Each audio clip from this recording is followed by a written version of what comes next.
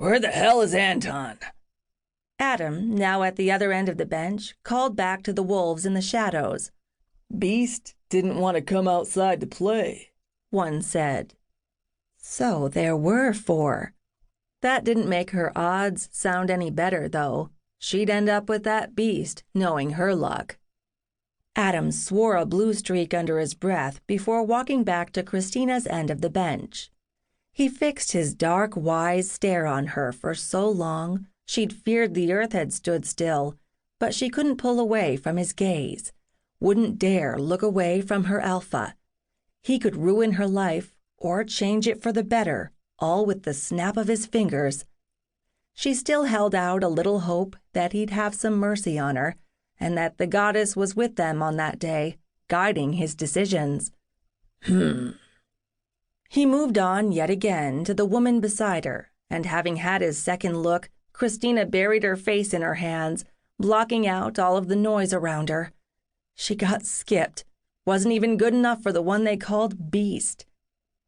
She didn't know how long she'd been sitting there, covering her face in shame, but when she looked up again, the other 3 women were gone. Turning slowly, she observed that the 3 men were, too. And where did Adam go? She sighed. Probably to get my suitcase. He was bound to throw her back. Well, she wasn't going to go. There had to be someone else who'd take her, maybe some bottom-rung wolf, too weak to be a threat to his pack.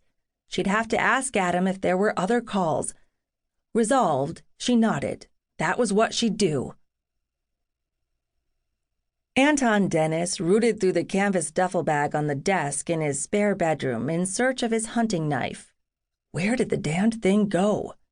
He'd last seen it during that short-term contract security gig they'd taken in Vegas. He needed the knife now, but seemed to remember that the thing needed cleaning, and badly. Where the hell is it?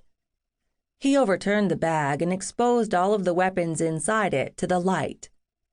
The front door slammed as he pawed over them, and he rolled his one good eye preemptively.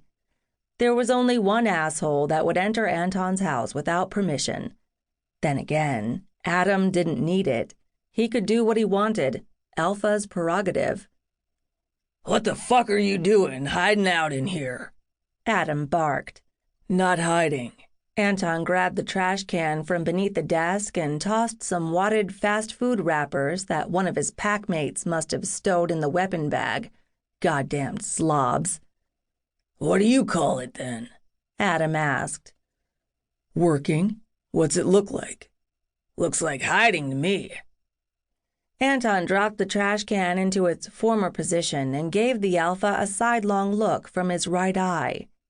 His eyes always tried to cross when he looked straight on for too long. According to the doc, the good right eye was still trying to compensate for his blind left one. It'd take a while to settle, he'd said.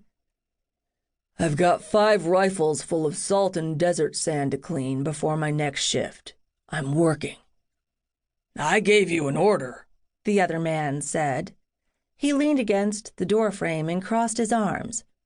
You were supposed to be outside so I could do the matching. Anton didn't bother suppressing his scoff. Adam had to know how Anton felt about the situation. A year ago, maybe he could have been paired up with a real fine wolf. But he hadn't been ready a year ago. None of them had. Wolves didn't take mates until they had homes. Until now, they'd been nomads. The moment they'd gotten settled in good in their new homes in the community of Norston, New Mexico, Adam had put out a call for female wolves.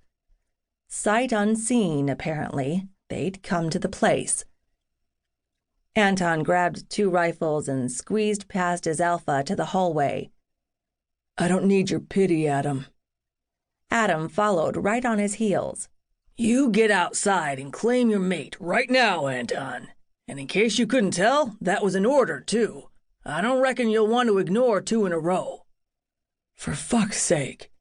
Anton set the guns on the kitchen table and flicked on the overhead light. Saved the last one for me, huh? She must be a prize.